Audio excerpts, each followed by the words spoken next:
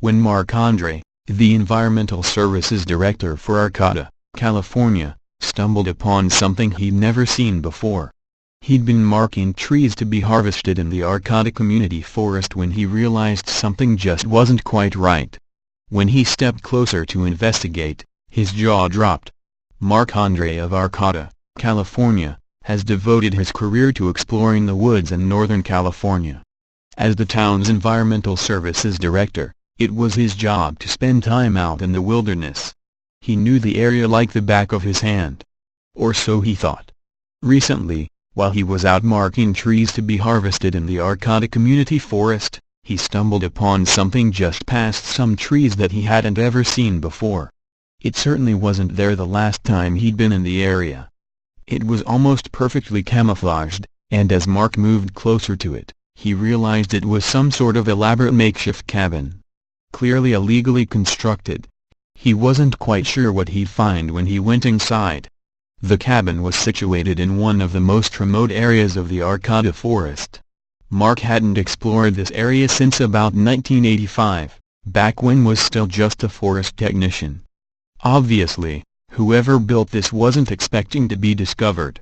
The first thing Mark noted about the cabin was that it seemed to be fairly well constructed.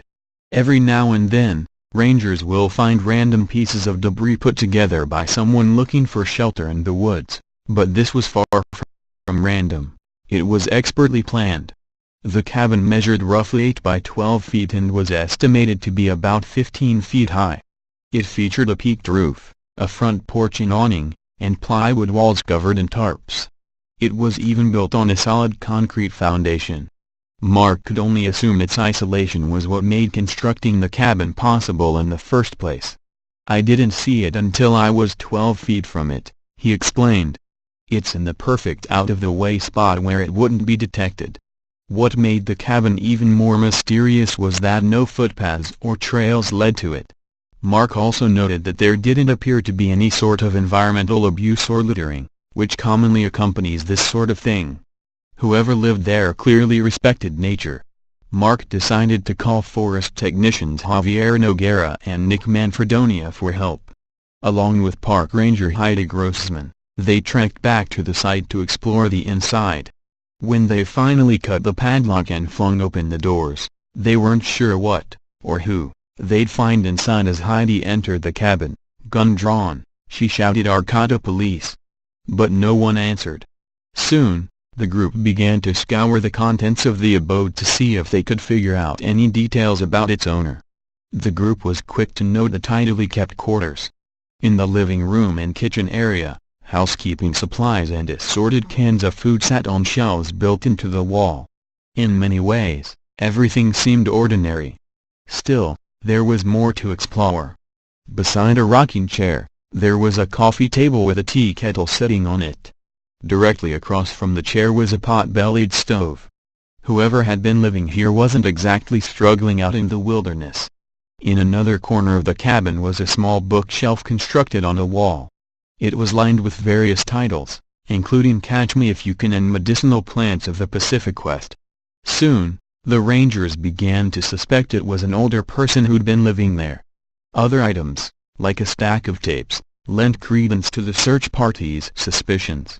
Still, they continued to search for other clues that might help them determine just who it was that called this mysterious place home. The group also found a handwritten list of things to do and get, which told them a little more about the cabin's inhabitant.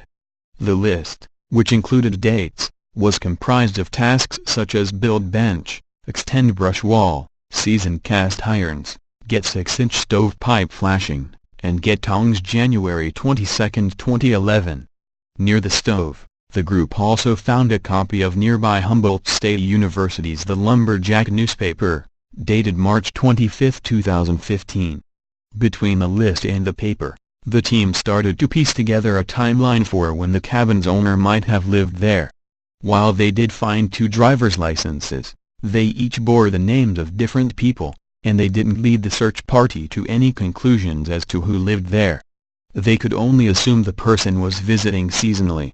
Since camping on public property is illegal, even if the person who's doing it is respectful of the land, and the cabin existed on a nature refuge. The crew left an eviction notice for the inhabitant.